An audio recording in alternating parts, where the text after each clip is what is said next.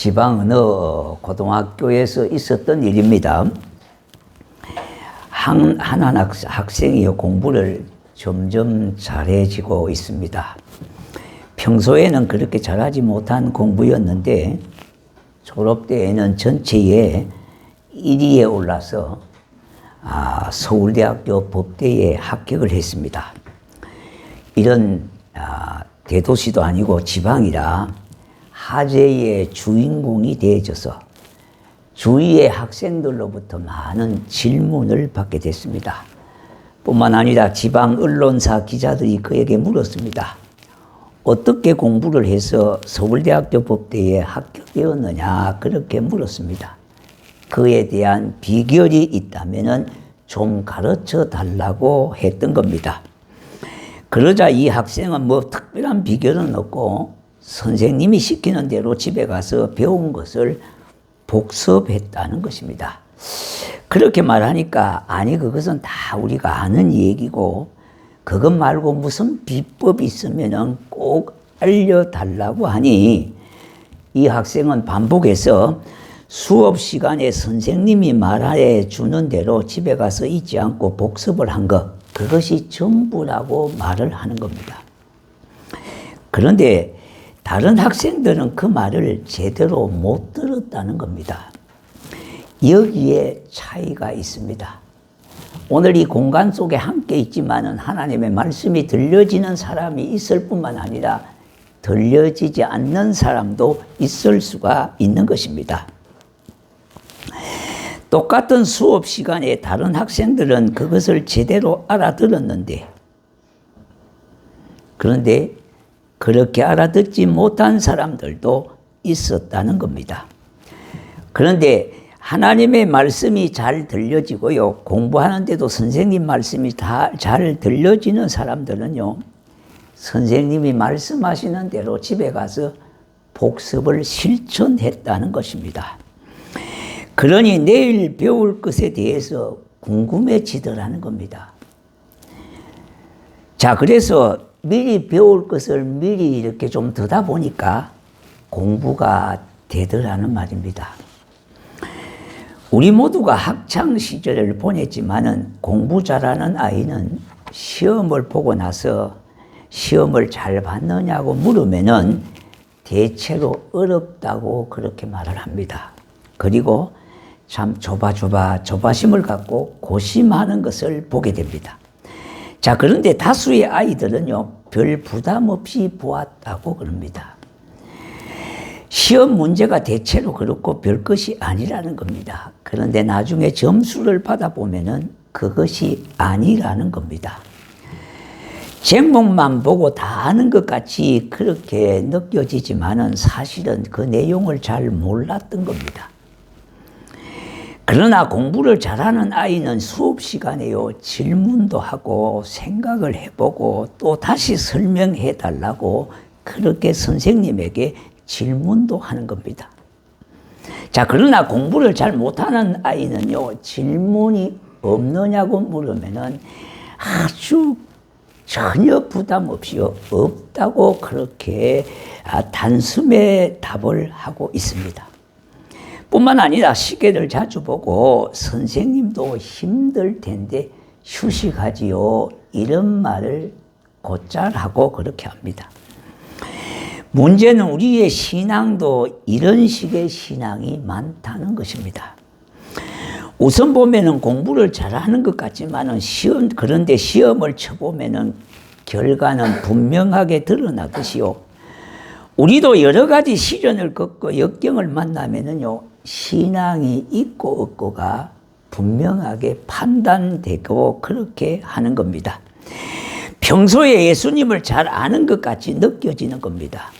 어떤 분은 이런 말씀도 해요. 설교 제목만 봐도 오늘 설교가 뭘 할 것인가 다 이미 파악이 된다고 그렇게 말을 합니다. 그런데요, 사실은 잘 모르고 있다는 것입니다. 왜 그런가 하면은 신앙생활이 내 생각대로 제대로 되지 않고 잘 믿지 못하기 때문입니다. 그런데 사실은 말씀을 잘 모르기 때문에 그렇다는 것입니다. 믿어도 내용을 잘 모르고 믿는다는 말입니다.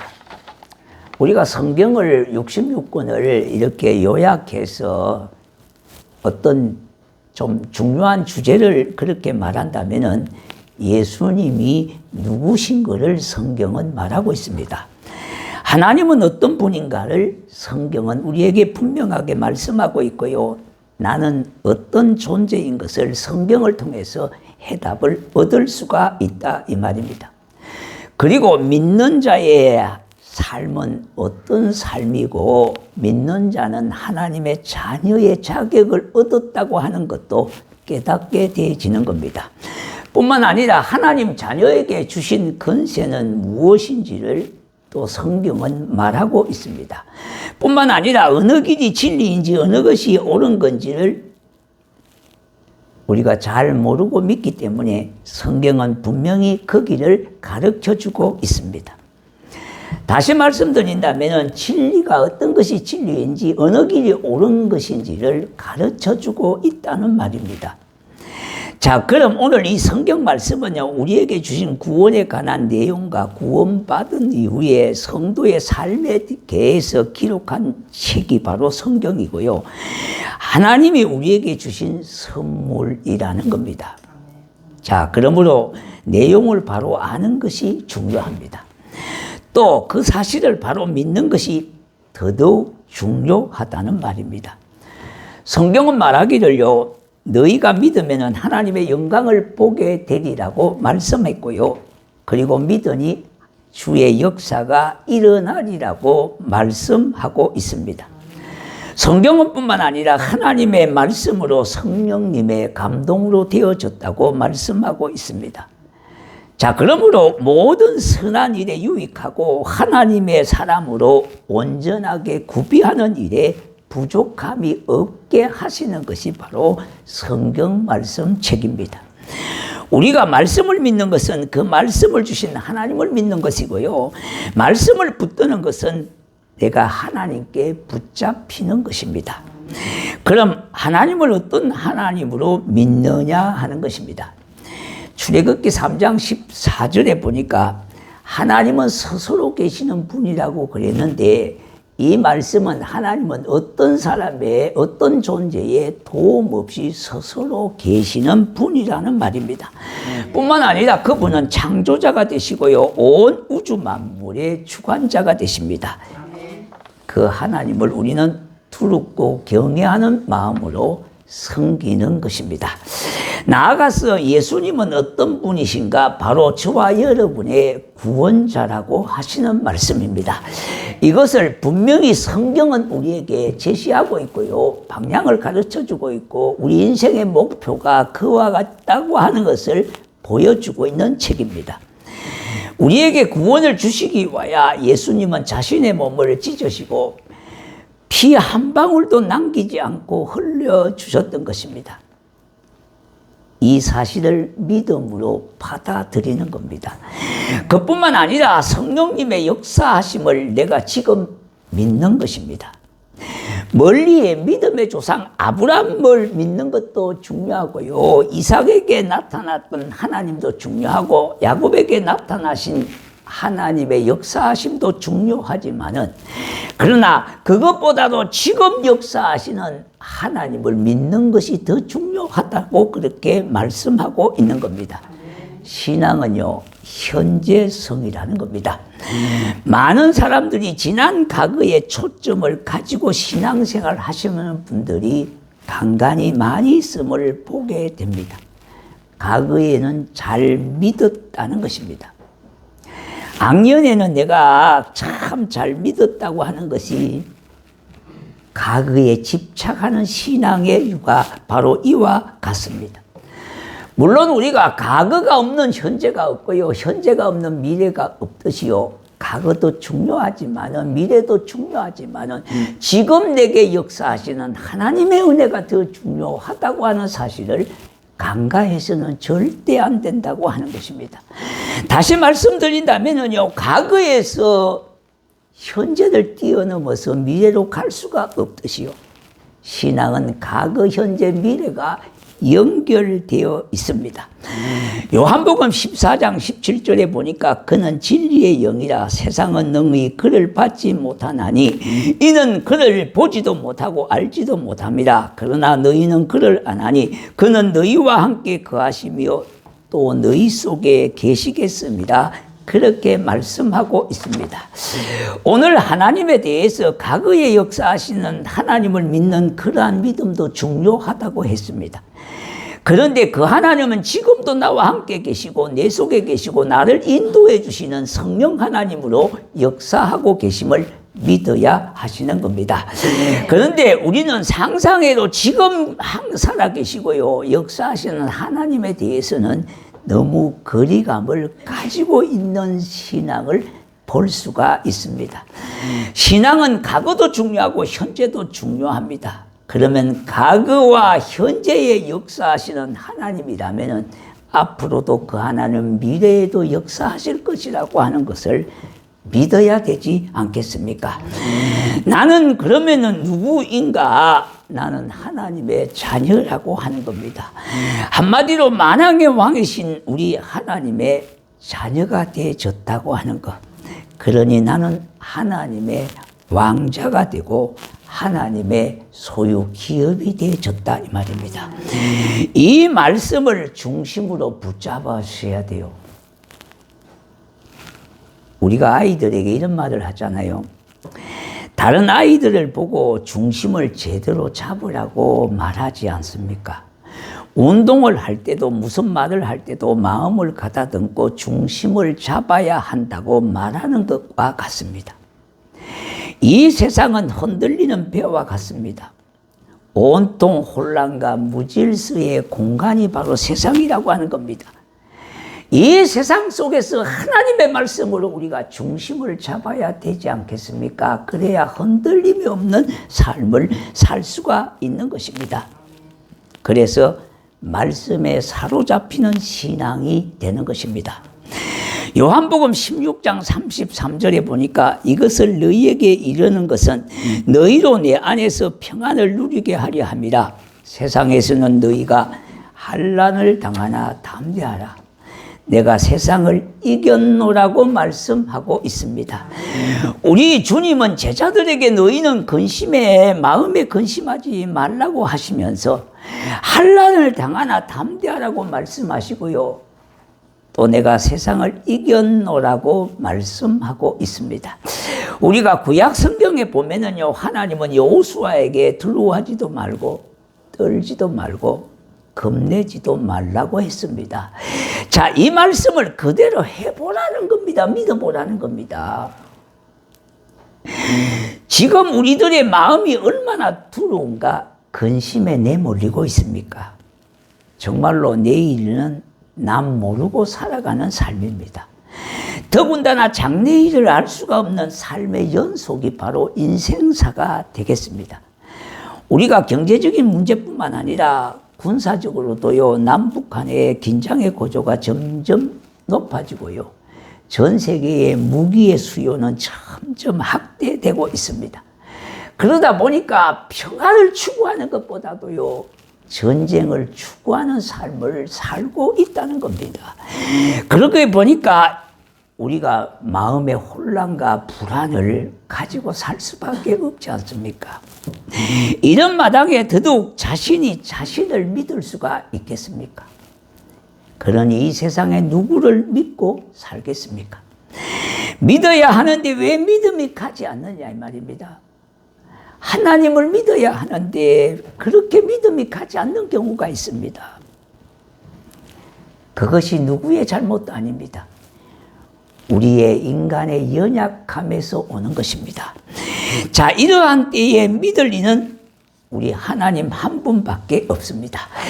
예수님이 제자들에게 하나님을 믿으니 또 나를 믿으라고 말씀하신 것이에요. 그러면 내가 주를 믿나이다 하는 것입니다. 세상은 어지럽고 민심은 혼란스럽게 느껴지고 마음은 불안하고 두려운 때에 눈을 들어서 이를 보라는 겁니다. 나의 도움이 어디서 오는 것을 지켜보라는 겁니다. 천지를 지으신 나를 만드신 하나님께로서 온다고 성경은 말씀하고 있지 않습니까? 이 사실에 아멘 하는 것입니다. 자, 짐승 중에 앞만 보고 코앞만 보고 다니는 가축이 있지요. 그게 돼지 아닙니까? 돼지는 특성상 목배가 앞으로 굽어 있기 때문에 이를 볼 수가 없는 짐승입니다. 자, 그런데 유일하게 볼 수 있는 기회가 있습니다. 그게 뭐냐 하니까 다리를 이로 뒤집어지만 이를 보게 되는 겁니다. 우리가 육신의 안목과 정욕과 세상만 바라보고 살다가 이를 쳐다볼 수가 없을 때 우리 하나님은 우리를 이로 어떻게 해요? 쳐다보게 억지로 뒤집이는 때가 있습니다. 그것이 고난과 한란과 역경을 만나는 경우가 있다는 것입니다. 우리가 이 세상만 바라보고 사는 삶이 아니라 이를 바라보고 사는 삶을 살아야 되는데 그렇게 하지 않으니까 하나님이 억지로 뒤집는 때가 있다 이 말입니다. 그것이 우리에게는 시련과 한란과 역경을 통해서 오게 되는 경우라 이 말입니다. 우리는 당당하게 그럴 때에도 말씀을 다시 붙잡아야 돼요. 비록 세상에서는 너희가 실패했어도 절망하지 말고요. 내가 너를 도우리라 다시 일어서리라고 말씀하시는 주의 말씀 의지하여 다시 말씀을 붙잡는 겁니다. 저와 여러분을 의로운 오른손으로 붙들리라. 그 말씀에 아멘이 되어지는 겁니다. 그러므로 굳게 그 말씀을 붙잡고 나아가는 겁니다. 신앙생활 잘하는 비결이 바로 말씀을 붙잡고 사는 거예요. 아멘. 주님이 약속했으니까 믿고 해보는 것입니다. 신앙은 머리로 하는 것이 아니라 바로 내 마음을 믿고 기도하면서 봉사하며 실천하는 데에 신앙이 달려 있습니다. 기독교의 신앙은 바로 내 신앙 고백과 삶을 통해서 확인되는 겁니다.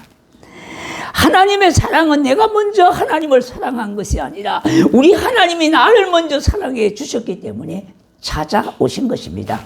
이것이 바로 구속하신 십자가의 사랑입니다.